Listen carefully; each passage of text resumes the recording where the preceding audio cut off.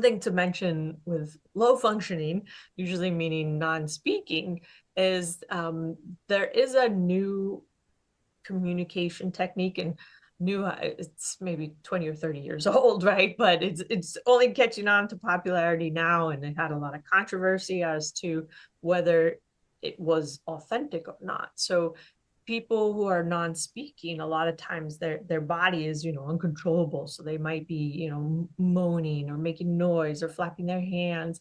And historically, people thought that went hand in hand with intellectual disability.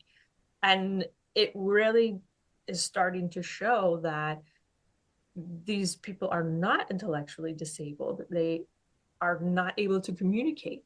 So once they're given a way of being able to communicate, it opens up so much. And they'll say, you know what, I want to be called this. Stop calling, I don't want to call you mommy. You're not mommy.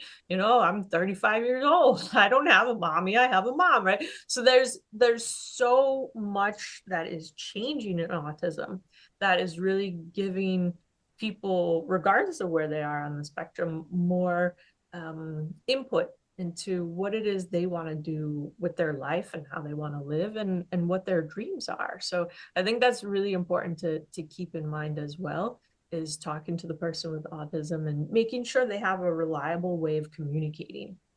So true. I have one friend who, same thing, they never thought that that because their son could not talk, that they weren't sure about the intellectual capability. And then it was interesting, my age around, they started with obviously teaching methods of communication in different angles. And then around 18 and 19 years of age, he was writing books. It was amazing in the conversations that were coming out from the books, and you started doing lectures actually. Awesome. I, Yeah. it was amazing. So you're absolutely right that the non-speaking sometimes are interpreted as Yes. intellectually not capable. Yeah. Um, But those first 18 years were probably really, really difficult.